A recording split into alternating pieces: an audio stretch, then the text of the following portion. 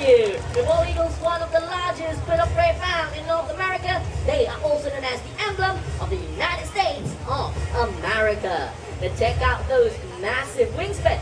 And Susie is a female. From wingtip to wingtip, they can have a wingspan of up to 2.4 meters. So the females are generally bigger and more powerful. But these birds mainly hunt for fish, but they're also known to go for small birds, even mammals as well. So you might be wondering, why are they known as the bald eagles when they have such lovely feathers on their head? Well, there are two reasons to it. Number one is that the term bald is actually an old English word for whitehead. Number two, when these birds are flying high up in the skies, their head will camouflage among the clouds, giving them the appearance that they are bald, hence the name. By the way, lovely Susie is 24 years old and can live up to 45 years in captivity. Let's give a big round of applause for American bald eagle. Thank you. Next up is one of those few birds that have keen sense of smell. Now I'm referring to a vulture, to be exact, a turkey vulture. So presenting to you, Titan.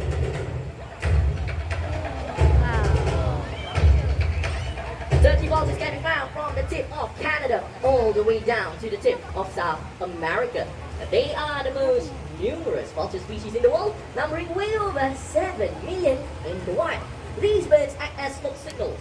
By flying low, it means they have picked up the stench of rotting meat. The big birds, like the king vultures, which lack this unique ability, will follow the turkey vulture's lead. But it will be the job of those big vultures to rip apart tough carcasses, because turkey vultures' beaks are not strong enough to do the job. Alright, one last flight Titan right here, as he makes his way back to his trainer. Off he goes. Thank you very much, our turkey vulture. Thank you, everyone. Aha, that sounds familiar. Now that is a call made by a nocturnal bird of prey. And when I mention the word nocturnal, owls, that's right. And just nice, we have one that is right over there, the gentleman. So please remain seated, be as quiet as possible, because you are about to experience the owl's unique ability of a silent lie. Let's just wait for the owl to get into position. There we go. Wow.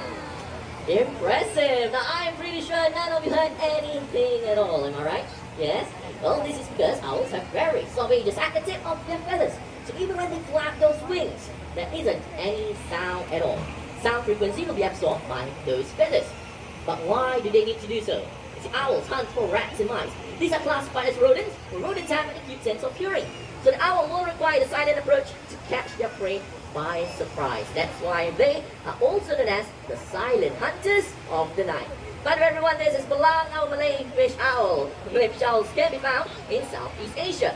These particular species have evolved themselves to hunt for fish, making them very foreign. The barn owl. The barn owls are commonly found throughout the world except for Antarctica. And they have hypersensitive hearing, which enables them to hunt in total darkness. Pretty cool, right? And these two birds are special to us because they were hatched and raised right here in the Jurong Bird Park. Now to be exact, they were hatched and raised at the Breeding and Research Center, which is located right over there. Then head down there after the show to see many more of our hatchlings. Now back to these two birds. Belang is already 14 years old. Soren right there is younger, 7 years old and already an adult owl. That's right. Okay, you know what? Sorry, it's time to head back home. Bye-bye. Check that out. Wow, impressive flying. And I'm pretty sure some of you have noticed Belang was actually turning his head quite a few times, all the way to the back in fact. Now most owls are capable of doing so. But the question is, how many degrees do you think an owl can turn its head? Alright, I can see some of you okay, whispering the answers and all. You know what? Let me make it easier for everyone. I'm going to say out 3 different answers. If you think it's right, just raise your hand, okay? So who thinks it's 180 degrees? 180, anyone? Okay, just a couple of you. Okay, not to worry. Next, 270 degrees, 270. Aha, a lot more. And last but not least, 360 degrees. Anyone? Don't be shy, 360. Yeah, alright. So the correct answer is actually 270 degrees. Okay. So let me explain why is it so. 180, that's what you and I can do. Then I hit from the left to the right. Owls are capable of much more than that. 360 not possible. That is one full circle. You only see that in a horror movie. So only, okay, so the owls are only capable up to 270 degrees due to the 14 neck vertebrae. That's right. Okay, you know what belong is? Time to head back. Let's go. Thank you very much, our lovely owls. Thank you. Now, besides being hunters. They are birds of prey that spend their time on the ground foraging for food. So our next bird is going to show you how he does that. But before he comes out, going to make sure that the stage is all set up and ready for him. So as you can see, alright, I'm dropping a few rocks on this side. And as for the center, a nice pile of leaves. There you go. Now as for the tree I'm holding, I'm going to lay them out right on top of this boulder. Now in addition to all these items, I'll be hiding pieces of wood underneath some of it. But these pieces of wood is going to represent the prey that these birds scavenge for in the wild. Something like worms or even insects. That's right, birds of prey do go for such creatures in the wild as well. But do take note, these are not tricks that we have taught the bird, but we encourage the birds to exhibit their natural behavior. Right, so just quickly place one more piece. There you go. I'm gonna keep the basket back inside as well. Alright, so looks like all set and ready. So everyone, let's put our hands together and welcome Raul, our sound and character. Good morning to you, Raul. Look at him, look ever so eager. Look at that. Alright, well known for their foraging habits, these birds are very opportunistic. They have long legs and flat claws, which enables them to overturn the rocks easily. So Raul, how about we move on to the pile of leaves, shall we? Okay, look at him. Oh, he's stripping the leaves aside, trying to look for more food. Anything there, buddy? No, not to worry. Reward for your hard work. So how about the tree bark? Oh, check that out. He's using his beak this time around to flip over the tree bark to see what's underneath. Now, if the insect birds take off and fly, these birds are able to make vertical flights into the air to catch it, just like that. That's slow. Let's try higher, Raul. Amazing! That was awesome. Jump there. Well done. Now, by the way, Southern Caribous are the largest in the Caracara family. Raul has been with us for quite some time. He is over 20 years old. That's right. Okay, Raul, you've done the job. It is time for you to head back home. Thank you very much, our Southern Caracara. Thank you. Well, ladies and gentlemen, just a gentle reminder, especially for those who have just arrived, please remember to wear your mask at all times. We seek your cooperation to ensure that your journey stays safe. So you might be wondering why I'm holding on to a stick. Now earlier on I mentioned that birds of prey are known for the speed and agility. So we are going to showcase that. So what I'm going to do is I'm going to skewer a piece of food at the end of the stick, just like this. And we shall see our bird of prey come up from that side and try to snatch this piece of food. A gentle reminder for everyone here, please remain seated and not try to reach out and touch the birds as they are flying above you, okay? So it looks like we're all set and ready. So everyone, let's meet Raptor! Here he comes, look at him, man! Great snatch, alright. So let me just quickly skewer another piece of food because he can be eager. Oh, making a stop at the back, not to worry. So Raptor, anytime when you are ready, here we go. Look at him, can he get it twice in a row? Yes, he can! Wow! What a performance. Well, not only that, everyone, these birds are also known to catch in mid-air as well. Look at him, ever so eager once again! Great catch! Wow! He is very active today. Well, you know what? We are going to see more of that, of course.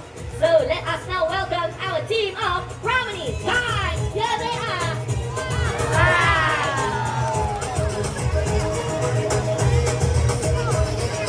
Oh, so ladies and gentlemen, I'll be doing 5 high throws, and let me see how many of those throws can these birds catch. Right?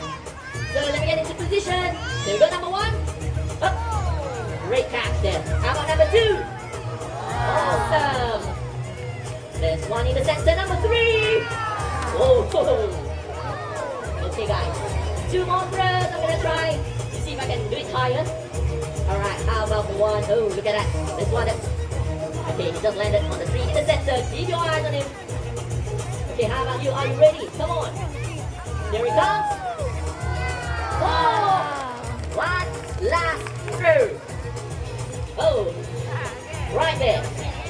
Here it comes. No, we need to stop right there. Not to worry, not to worry. Let's give it some time. And there it comes. Can you get it this time? Oh, ladies and gentlemen, our brownie pack. Let's give them a big round of applause. Wow. Alright, so let me just take this time to catch my breath and tell you more about these birds. They are the brownie guys, can be found throughout Southeast Asia and in some parts of Australia as well. Now some of you might be thinking, these birds look very familiar. I've seen them somewhere in Singapore. Absolutely right, they are our local species. Their habitat includes rivers, lakes and any other water bodies. popular site will be in Sungai Buloh. And talking about the Brahmi kites, we have 2 of our former show kites at home at the Raptor Retirement Aviary. If you're wondering where that is, take a look at the exhibit right at the back. That is the Raptor Retirement Aviary. Houses not only our former show kites, L6 and Wally, but other ex-stars as well. And we care for all these bits, whether they're young, old, still performing, or even have retired. And talking about old, do look out for Rod Stewart. He's our only Egyptian vulture and the oldest bird of prey right here in the Jurong Bird Park. How old is he? You might be thinking, oh, he's even older than Bird Park itself. 60 plus. That's right. Okay, let me just tell you what the Brahmi guys are back inside because our next group of birds does not like to share the space with them. They get a bit territorial. So guys, are we good? Guys, don't leave me hanging. Thank you, man. So right here in the Jurong Bird Park, we do our part in conservation and rescue work. In fact, our next bird of prey, or group of birds, has a very important message to share. With that, everyone, we shall continue.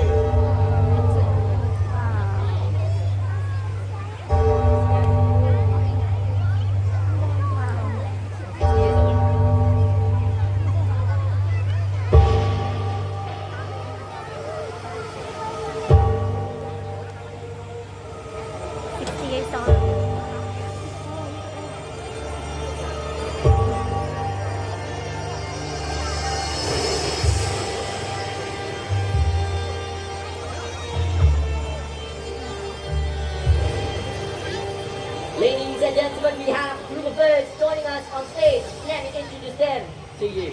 Now, the small brown ones are the cinereous vultures that we found in Africa, Europe, and Asia. The 2 lovely ladies are the marabou stork, also known as the old man stork. Now, all these birds coexist together in the wild when they are feeding on a huge carcass, just like the one right there. The vultures are very important birds to the environment. They help to reduce the spread of contagious diseases by feeding on carcasses. That's why they are also known as nature's cleanup crew. Unfortunately, some of them are rapidly declining in the wild. For example, did you know that the cinereous vultures are near threatened? That's right. As for the Asian vulture species, the slender-billed, red-headed, and the white-rumped vultures are facing extinction in the wild. In countries such as India and Cambodia have officially banned the distribution and use of veterinary medicine containing diclofenac, a substance which poses a fatal risk to vultures. However, this is not enough because vultures are still threatened by 2 other main factors, and that is poaching and deliberate poisoning. So we need to continue to do our part to bring awareness regarding the importance of vultures and to prevent them from being extinct. And with that, everyone, after having seen all these birds of prey flown here today, I'm sure all of you would agree that they certainly deserve and merit the title, the Kings of the Sky!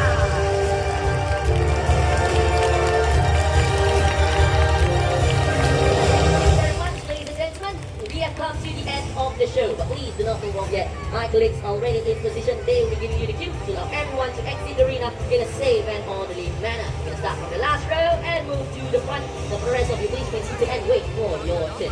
So on your way out, do remember to check for your belongings and do not leave anything behind. All of you having a great audience, thank you once again. I hope you enjoy the ride here in Jurong Bird Park. Thank you so much. Stay safe, everyone, and goodbye.